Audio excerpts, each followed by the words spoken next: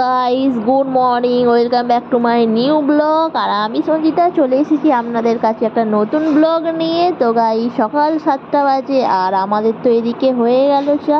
তো মা এদিকে চা বানাচ্ছিল আর আমি তো এদিকে একটু ফোনটা নিয়ে এদিক ওদিক করছিলাম। আর আমার তো যা কাজ তাই আমি করছিলাম। তো এদিকে আমাদের চা ফা মোটামুটি খাওয়া শেষের দিকে। আর এদিকে মা বাসনগুলো সব ধুয়ে নিয়েছে। আর এই দেখুন, সব বাসনগুলো উল্টে পাল্টে সব দিয়ে দিচ্ছে। আর আমরা সব দেখলেন তো, যে যেখানে পারছে বসে আছে, কেউ চা খাচ্ছে আর কেউ বা ঘুমাচ্ছে। তো সকালে ছিল এই সব কর্মকাণ্ড। তো চলুন দেখতে থাকুন। আর এরপর হবে আমাদের রান্নার প্রস্তুতি।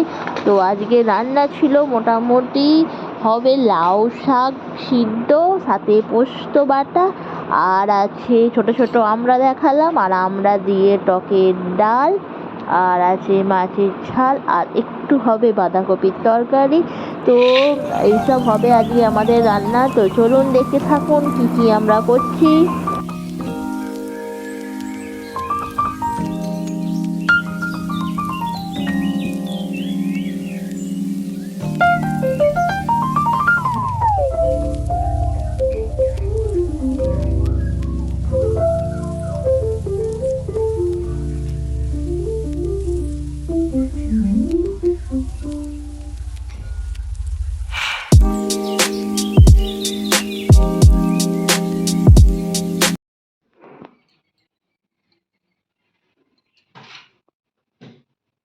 তো দেখতেই পেলেন আমি একটু লাউ শাকটাকে বেছে দিচ্ছিলাম, কারণ লাউ শাকটা সিদ্ধ হবে বলে। আর ঠাকুমা তো লাউ শাকের সমস্ত পাতার মধ্যে একটু একটু পোকা থাকে, তো সেগুলো ঠিকভাবে দেখতে পায় না। তো তার জন্য আমি লাউ শাকগুলো একটা একটা করে পাতাগুলো করে দিচ্ছিলাম, বেছে দিচ্ছিলাম, আর ডাঁটাগুলো এক সাইডে রেখে দিচ্ছিলাম। তো ঠাকুমা ওদিকে সব সমস্ত কেটে দিচ্ছিলো সবজিগুলো, বাঁধাকপি ফাঁধাকপি সব কেটে দিচ্ছিলো। আর আমি তো শিলটা পেতে, যেহেতু লাউ শাকের সাথে পোস্ত দিয়ে, কাঁচা পোস্ত দিয়ে লাউ শাক সিদ্ধ হবে, তো তার জন্য আমি পোস্তটা বাটছিলাম, আর সাথে কিছু একটা মশলাও আমি বেটে নিলাম। তো চলুন দেখতে থাকুন আমার মোটামুটি রান্না আমরা কি করি না করি।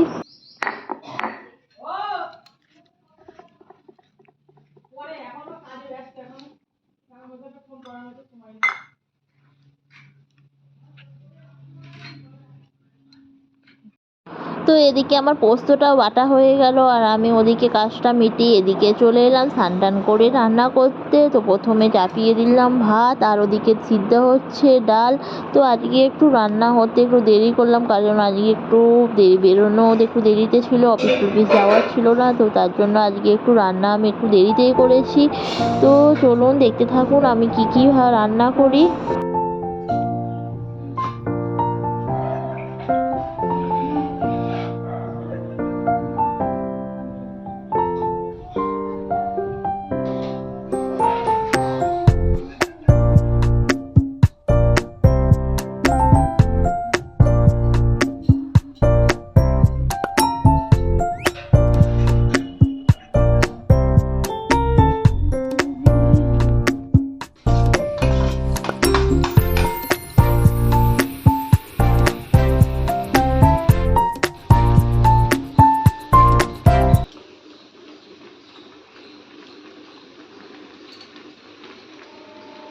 তো একটা ওভেনে ততক্ষণ ভাতটা হচ্ছে, আর একটা ওভেনে আমি ডালটা সিদ্ধ করে নামিয়ে নিলাম। আর এই দেখুন ভাতটা আমার হচ্ছে, আর আমি এদিকে শাকটা সিদ্ধ করে দিই, যেহেতু শাকটা সিদ্ধর সাথে পোস্ত বাটা হবে, তো তার জন্য আমি শাকটা এদিকে সিদ্ধ করতে দিয়েছি। আর দেখতেই পাচ্ছেন এখানে একটু বাঁধাকপিটা আছে, তো তারপরেই আমি বাঁধাকপিটাকে সিদ্ধ করে নেবো। আর আমার শাকটা এদিকে সিদ্ধ হয়ে গেছে, সাথে দিয়েছিলাম বাঁধাকপিতে আলু, তো আলুটাও আমি সিদ্ধ বসিয়ে দিলাম। আর মাছে তো নুন মাখানো বাকি ছিল, আর এদিকে ভাতটাও মোটামুটি আমার হয়েই গিয়েছিল। তো প্রথমে আমি আলুগুলোকে সিদ্ধ করে নিলাম, সিদ্ধ করে নিয়ে তারপর আমি বাঁধাকপিটা দিয়ে দিলাম, কারণ বাঁধাকপিটা তো শীতের বাঁধাকপি, তো অল্প একটু ছিল, তার জন্য আমি এটা একসাথে সেদ্ধ করতে দিয়ে দিলাম। আর এদিকে মাছটার মধ্যে নুন মাখানো ছিল, হলুদটাও তো মাখানো হয়নি, তো তার জন্য আমি হলুদটা মাখিয়ে নিলাম ভালোভাবে। আর এদিকে কড়ার মধ্যে দিয়ে দিলাম একটু তেল, তো গরম তেলের মধ্যে আমি ছেড়ে দিলাম মাছটা। তো ততক্ষণ আমি মাছটা ভেজে নিলাম। আর ওদিকে তো খাওয়ারও টাইম হয়ে যাবে, যেহেতু আজকে লেটে রান্নাবান্না চাপিয়েছি, তো তার জন্য একটু তাড়াতাড়ি করছিলাম।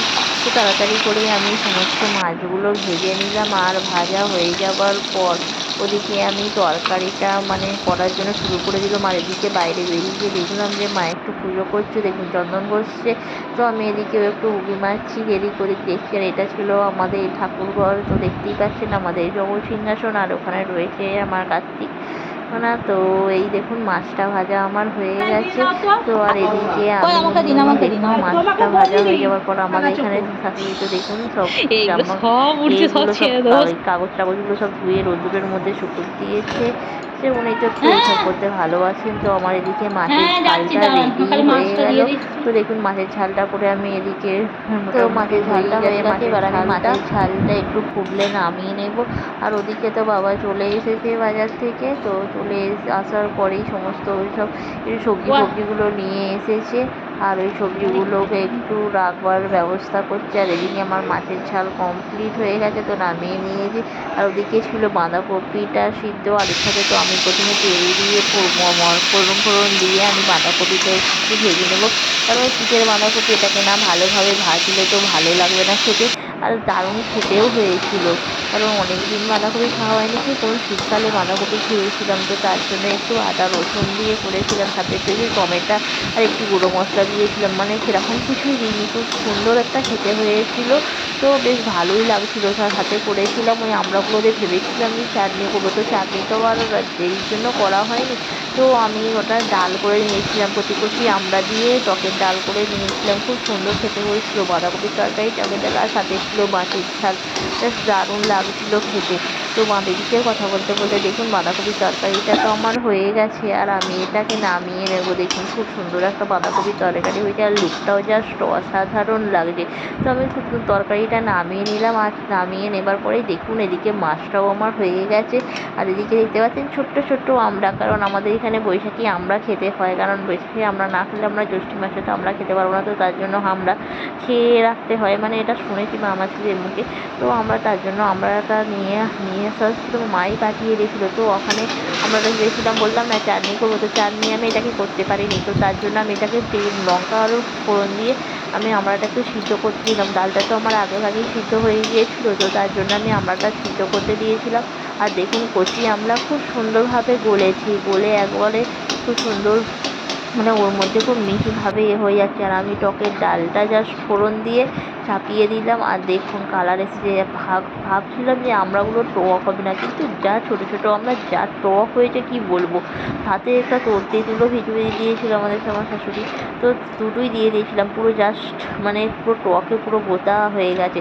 আর এদিকে আমি তো রান্না আমার হয়েই গেছে, অনেকে লাঞ্চের মেনুটা আমি সাজিয়ে নিলাম। ভাত, আর এখানে রয়েছে লাউ শাক দিয়ে পোস্ত, আর ওখানে রয়েছে মাছ আর টকের ডাল। তো তোমার দাদাকে আমি ভাতটা বেড়ে দিলাম। তো ভাতটা বাড়ার পর মোটামুটি আমার রান্না শেষের পথে। তো আমার এবার এদিকে ভাতটা দেওয়ার পরে আর কোনো কাজ থাকে না। তো এবার আমি সমস্ত বাসনগুলো দিয়ে দেবো। তো আমার এই দুপুরের লাঞ্চটা দেখুন খুব সুন্দরভাবে সাজিয়েছি, সহজ ও সিম্পল, খুব একটা ভালোইও না, ঘরোয়া খাবার। তো মানে আর কি হবে বলুন, গরমে এর থেকে আর কী বা হতে পারে। তো আমার রান্নাটা মোটামুটি এদিকে হয়ে গেল, আর আমরাও এদিকে ভাত বাড়লাম বেড়ে এদিকে সবাই মিলে একসাথে বেশ সুন্দরভাবে খেলাম। এই দেখুন আমরা সবাই মিলে খেয়ে তো বন্ধুরা, আমার ভিডিওটি কেমন লাগলো? ভিডিওটি ভালো লাগলে লাইক করবেন, সাবস্ক্রাইব করবেন, শেয়ার করবেন। দেখা হবে next video. Tata, bye bye.